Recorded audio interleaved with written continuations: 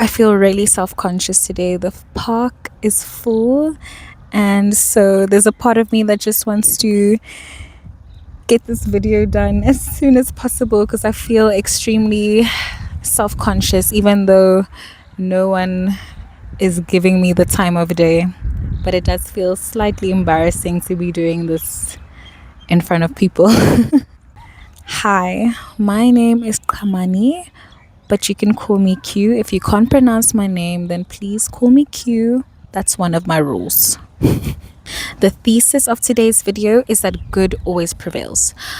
I wanted to talk about this because there was a situation recently where I felt like I was being taken advantage of, and there's a version of me who would have just let it be and just accept that someone had taken advantage of me or didn't do what they said they would do and that I got the raw end of the deal.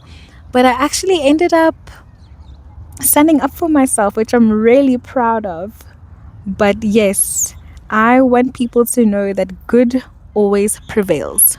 We live in a world where things just feel too good to be true sometimes, right? Like there's always a catch. If something good happens to us, we feel like, okay, what's the catch? How am I going to suffer later? We also live in a world where people are constantly taking advantage of each other because, it's survival of the fittest, right? People are getting resources by any means necessary, and some people don't care about the fact that other people could get hurt as a result of their actions and their selfishness. But I want people to know that good always prevails. The light will always destroy the darkness. I hate the feeling of being taken advantage of. I honestly believe that it's traumatized people and mean people who go around thinking that bad things are going to happen to them. I also think that it is very abnormal and dysregulating to live in a world where we are constantly suspicious of one another, where we are constantly on high alert. This sounds like chronic anxiety to me. I wanted to talk about this because being constantly anxious and suspicious is a very destructive feeling. Like, yes, of course, there are times when you need to exercise caution, but I think that constantly being in a state of stress, anxiety, or feeling like something bad is about to happen to you is not a healthy way to go through the world. I think it is very stressful, and we all know that stress is the cause of so many illnesses that people experience. So there's a time to be cautious, and there's a time to just acknowledge that, you know what, maybe my suspicions and maybe the alertness or anxiety that I constantly feel is not healthy, good, or normal for me. So on the flip side, I think that decent and good human beings are constantly expecting good things to happen to them because they are giving out good energy. When you are a good person and you receive good energy, then there is a flow of energy. I think that because you put out good into the world, you are kind of entitled to experience goodness because you've put some goodness in the goodness bank. Do you feel me? It's kind of like a goodness reservoir, I would say. Although I feel like there's goodness all around, I don't think that the amount of goodness is finite. Or maybe it is, who knows, because we do still experience bad things even though there are constantly good things happening around us. But let's use my little analogy.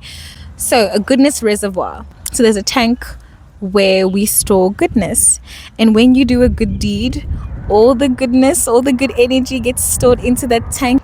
There are moments in your life where you might need to experience goodness, or where you happen to experience goodness. I feel like that's some of that goodness that you stored away being returned to you. So it's kind of like an investment.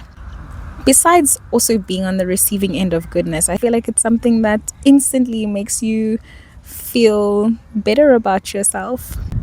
People who take advantage of other people are people who steal energy from the goodness tank. This means that people who don't participate in giving and putting out good energy, they disrupt this flow of good energy. If you are particularly cruel and manipulative, I think it's honestly just a sign of a bit of an imbalance or trauma that you have experienced. And I would like to ask you, are you okay? What's wrong?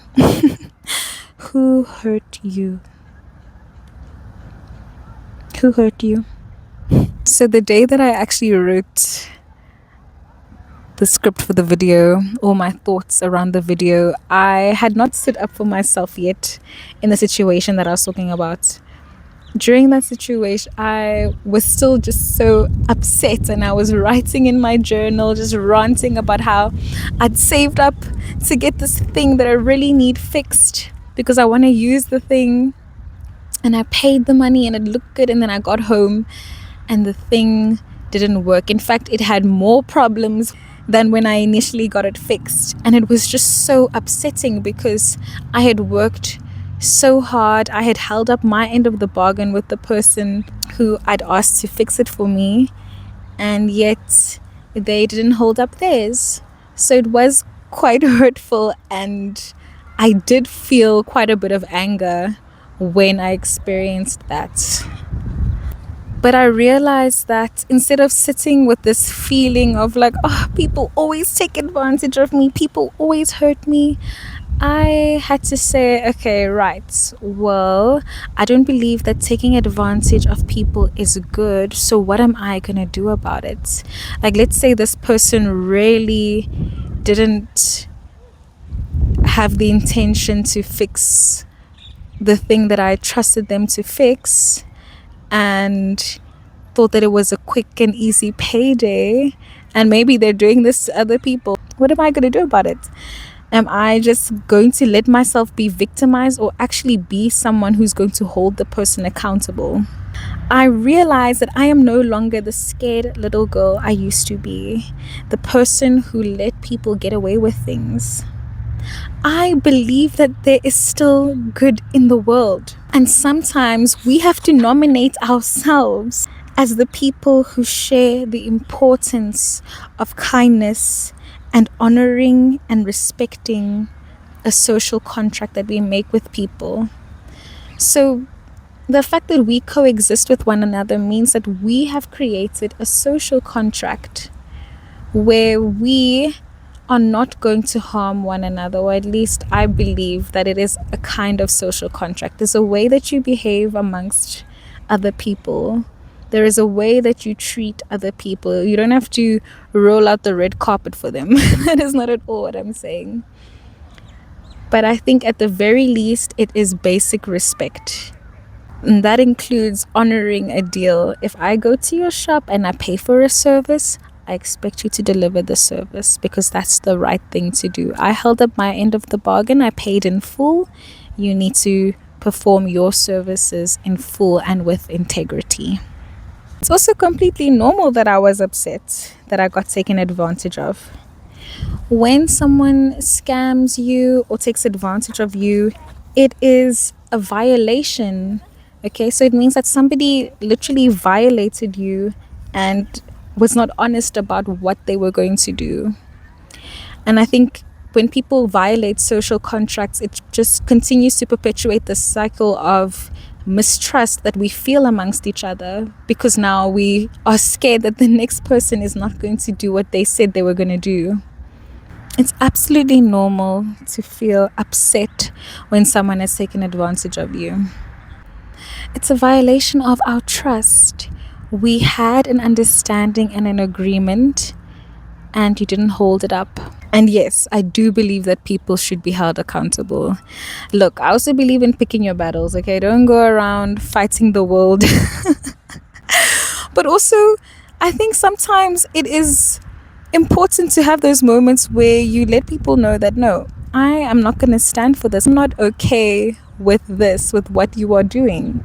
And in you standing up for yourself, it also lets the person know that, hey, you know, there's people out here who can see what's going on and who are not okay with my behavior.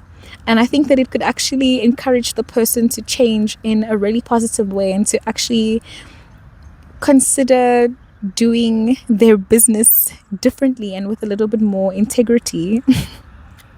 So, long story short, I actually ended up taking the thing that I got fixed back to the place where I got it fixed. And I listed all of the issues that this thing now had since I had gotten it fixed there. Thankfully, they fixed it for me for free. They didn't charge me extra, which I'm super grateful for. And I really surprised myself. I remember I walked in there and, like, I'm in business, okay? I was so serious. Like, I feel like my energy was so like, you will not take advantage of me, you know? And they were very apologetic. So that's the other thing, is that, you know, maybe the person wasn't intending to take advantage of me, or maybe they were, who knows? But I think that my energy showed that, look, you're not going to play with me. I am nice or kind and polite because I choose to be, not because I'm silly or stupid and ripe for the plucking to be taken advantage of. It is because I believe in people's goodness. And I still do. Even after the experience, I still do. So the person fixed it free of charge. It took them a long time to fix it. And I think maybe they weren't honest about their capabilities. And I have another thing similar to what I got fixed. I have another one that I want to get fixed. And this one was the test to see how it would go. And now this person doesn't even know that they've kind of lost out on future business from me because they were not as reliable. And funny enough, I actually found other people who could do it for cheaper.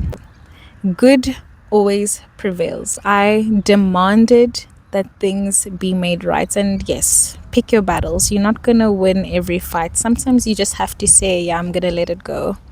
But this was one where I was like, no, I'm not going to let it go because there is this feeling in my chest that I do not like.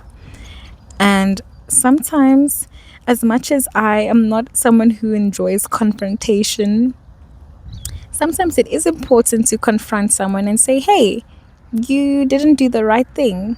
Because at the end of the day, I think a lot of us can relate to feeling like we were victimized or feeling like we experienced so much hurt and at the hands of other people, and times where we wish, you know, we could have stood up for ourselves. Have you ever been in the mirror replaying an argument and saying, oh, I would have said this and did that? I actually did that for myself in real life. I thought about the arguments or the discussion and actually had it with the person the next day because I felt like I owed it to myself and I was victorious in the end. So good will always prevail, and sometimes you've got to be the warrior in the battle for good. You got to nominate yourself as that soldier for the goodness in the world and say, you know what, for goodness, because I believe in the cause of kindness and goodness, I nominate myself to fight for goodness and honesty always.